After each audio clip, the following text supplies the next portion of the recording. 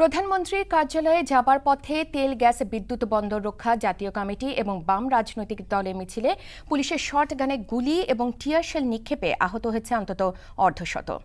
রাজধানী পরিবাগে মিছিলে পুলিশি হামলার উল্লেখ করে এর নিন্দা করেছেন কমিটির নেতারা। রিপোর্ট করছেন আরিফুর রহমান।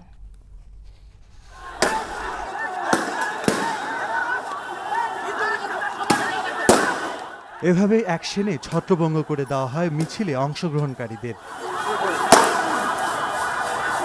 এ সময় টিয়ার শেলের ধোঁয়ায় অসুস্থ হয়ে পড়ে অনেকে। জনগণ যখন আজকে মাঠে নামছে তখন তারা এই যে ন্যাক্কারজনকভাবে টিয়ার শেল ছুড়ে লাঠিচার্জ করে জনগণের এই আন্দোলনকে নস্যাৎ করার চেষ্টা করতেছে। এটা কি সিভিলিয়ানদের সাথে আচরণ করার ভাষা? এটা কি সিভিলিয়ানদের আচরণ করার ভাষা? এই পোশাক কে কিনে দেয়? এই হেলমেট কে কিনে দেয়? রাষ্ট্রের নাগরিকরা কিনে দেয়। ওরা কোন সাহসে আমাদের গায়ে হাত তুলে? জাতীয় প্রেস ক্লাব থেকে যখন মিছিল শুরু হয় তখন পুলিশ বাধা দেয়নি, কিন্তু পরিবার থেকে প্রধানমন্ত্রীর কার্যালয়ের দিকে যেতে চাইলে মিছিলকারীদের বাধা দেয় পুলিশ।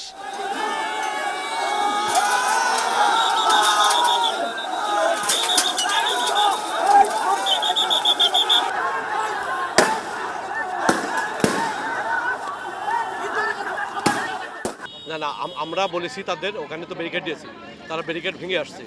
তারা দুইটা ব্যারিকেড ভেঙে আসছে, ভেঙে আসার পরে আমরা তাদের শাহবাগে আটকানোর চেষ্টা করছি, তারা আসেনি। আমরা তো অনেক ধৈর্য ধরে আমরা শাহবাগে আটকানোর চেষ্টা করেছি, তারপরে এখানেও আটকানোর চেষ্টা করছি, তাও তারা শোনেনি। তারা আরও অ্যাডভান্স হতে চায়, ঠিক আছে।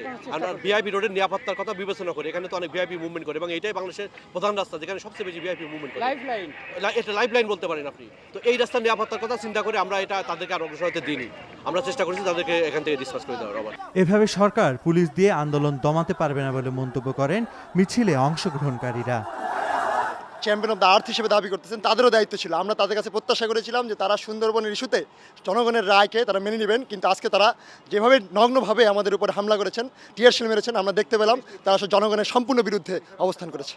অনেক দীর্ঘদিনের আন্দোলনের ফসল। আমরা বারবার বলেছি যে এটা বাদ দেন, কিন্তু তারপরও তারা এই চুক্তি বাতিল করেনি, বরঞ্চ আরও জনগণের মতকে উপেক্ষা করে এই চুক্তির মাধ্যমে মূলত যে প্রথমত সুন্দরবন ধ্বংস করেছে এবং জনগণের যে নৈতিক যে নাগরিক অধিকার, সেই অধিকারকে কোনো ধরনের তোয়াক্কা করেনি। Arifur Rahman, NTV news, Dhaka.